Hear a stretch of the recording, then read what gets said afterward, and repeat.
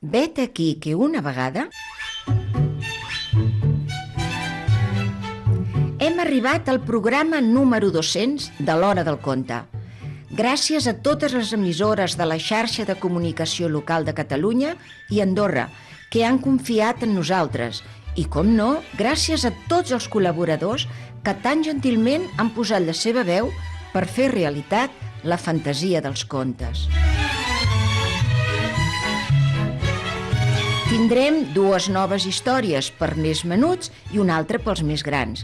Us recomanarem un llibre i, com és costum, serà la Txell Garcia qui ens portarà una nova pàgina web i tancarà el programa amb música. I tot això serà gràcies a les veus de Martí Escoter, Rosa Maria Esteve, Montse Martí, Florència Aymeric, Amadeu Paratge, Lluís Miquel Garcia, veu i control, i qui us parla, la Pilar Castro.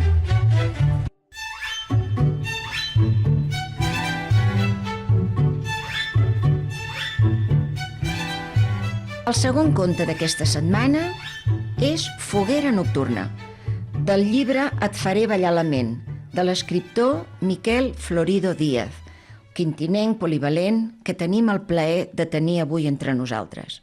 Bona tarda, Pilar, i gràcies per convidar-me.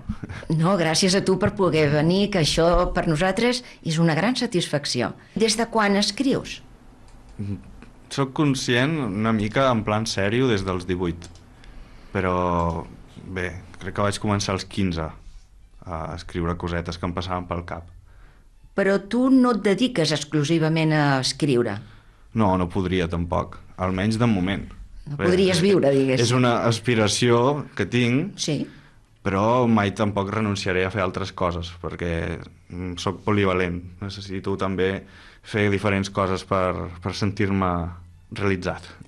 I amb aquestes altres activitats fins i tot pot ser que arribis a trobar idees per escriure. Sí, per descomptat, puc fer...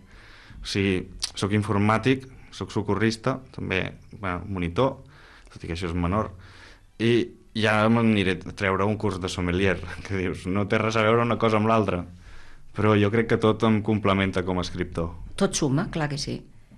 I quants llibres tens publicats ara mateix? Ara mateix podria dir que 2, però també 3, perquè Et faré ballar la ment, que és una autoedició, porto 2 edicions.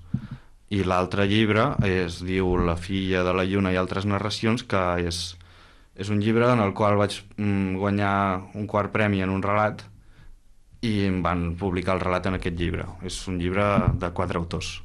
I com es diu el relat aquest que va guanyar? Immensitat. Immensitat, un títol suggerent. Sí, va d'un viatge. Bé, de fet, la temàtica d'aquell certamen era narració d'aventures i de viatges. En canvi, Et faré ballar la ment són més textos reflexius curts i relats de ficció. Alguns realista, d'altres més ciència-ficció o fantasiosos, però és una combinació que es fa agradable de llegir. A més, et fa rumiar, quan llegeixes aquestes històries, molt interessants. Tens projectes nous?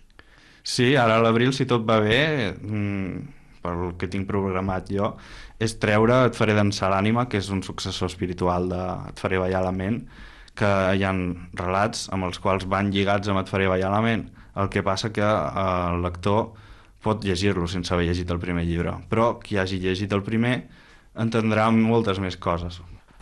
A part de Et faré ballar la ment, què més has escrit? Quins altres llibres tens? Bé, també he escrit una novel·la de ciència-ficció i misteri, titulada Et recordaré, que bé, és un llarg periple que estic portant amb ella perquè vaig escriure la primera abans que Et faré ballar la ment.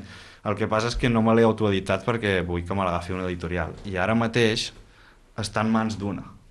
Llavors només queda esperar aviam quan acaba de sortir del forn. O sigui, ara s'està coent. S'està coent, sí, després de moltes revisions, correccions i de molt mimar-la, perquè és el meu primer fill, al cap i a la fi.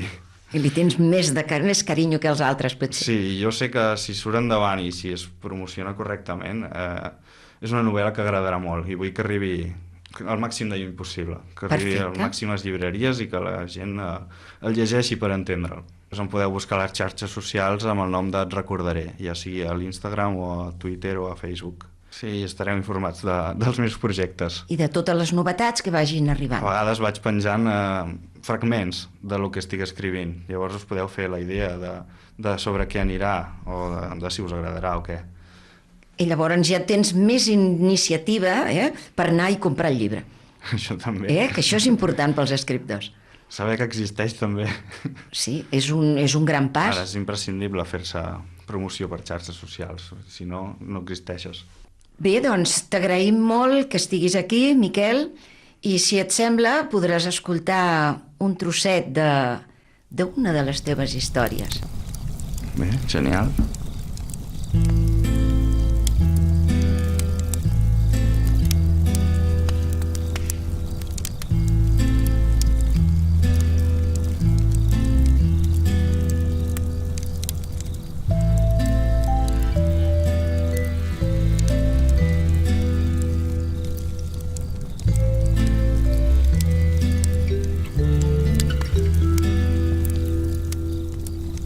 El foc crepitava davant dels seus peus, proporcionant-li prou escalfor perquè no se li glacessin les puntes dels dits. Les flames ondulaven lentament al ritme dels batecs del seu cor. Li feia l'efecte que s'acostaven i s'allunyaven. A través dels ulls estava convençut que veia ballarins vestits de color vermell, groc i taronja, fins i tot algun menut de color blau, que dansaven un pas doble, tot esperant que se'ls acabés el temps. L'home va canviar de posició. També volia escalfar-se les mans, ja que encara que duia guants, les tenia congelades. Es bressolava amunt i avall, sense treure els ulls celestes d'aquell foc que li semblava màgic. De fet, gràcies a ell, sobrevivia a les nits de l'intempèrie. No podia dormir-se, ja que era més perillós que seguir avançant per la foscor. No era una nit precisament agradable. Hi havia boira baixa i la visibilitat era gairebé nul·la. Allà, assegut i sense poder fer absolutament res que no fos seguir despert, cavilava i deixava surar els pensaments. Reflexionava i s'hi endinsava més cap endins, sense deixar de mirar les flames que seguien ballant. Va posar-hi un tronc per avivar-lo. Al principi, en lloc d'això, semblava que se n'anés a apagar. Van manar fum pels costats i l'home va bufar. Les flames van reaparèixer tímidament. Esperava impacient, fregant-se les mans, que tornés la potència habitual. Al cap d'un minut, el tronc ja cremava bé i les flames li van absorbir la mirada de nou. Em va escrutar cada racó esperant trobar una senyal, alguna cosa que el fes recobrar l'esperança i les ganes de continuar. Només veia destrucció en allò que li donava vida. Carbó, cendra i espurnes s'enlairaven com a fades lluminoses, fades que es fonien en arribar prou amunt, petites vides efímeres, artificials o naturals, segons com es mirés. Al damunt de la festa només s'obreixia un fil de fum, gairebé imperceptible a primera vista. El desventurat viatger havia fet neteja de terra gebrat abans de fer-hi la foguera i seure-hi al davant. Era un nòmada que duia gairebé 30 anys caminant per la vestitud del món. Amb 45 anys tenia els cabells llargs i una enrabassada i espessa barba marró, que havia estat daurada durant la seva joventut.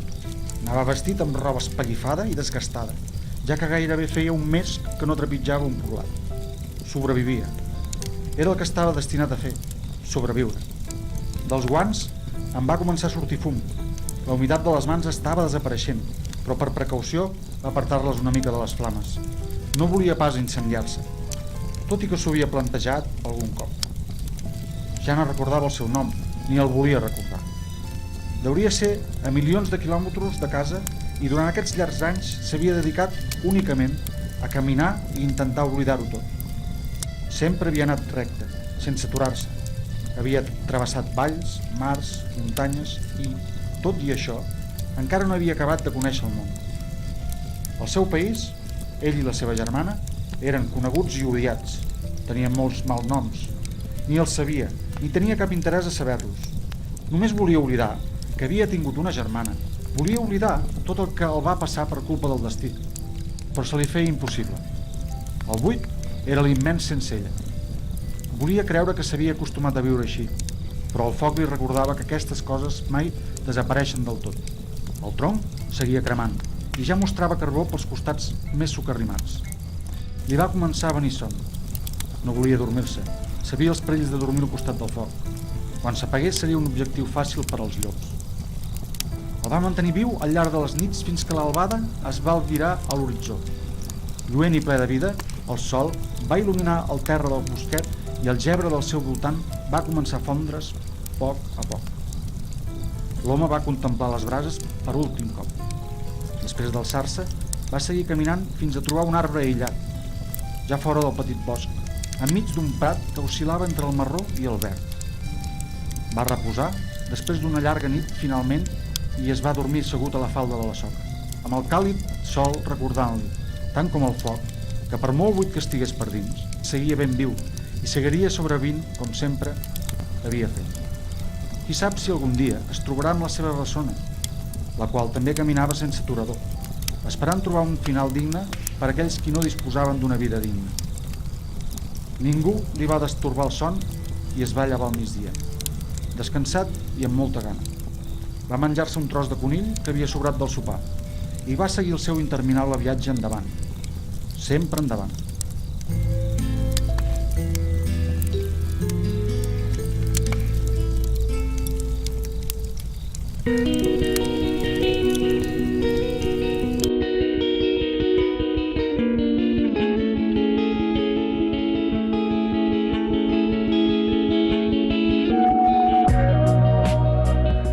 El llibre que us recomanem aquesta setmana porta per títol Et faré ballar la ment.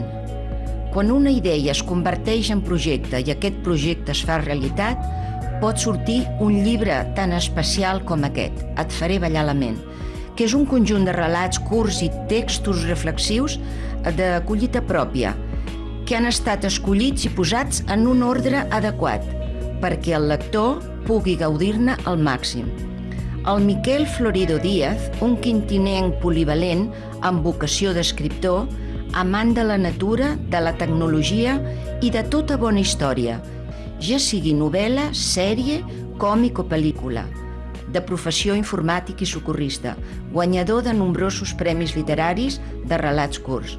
Així que no deixeu de llegir Et faré ballar la ment,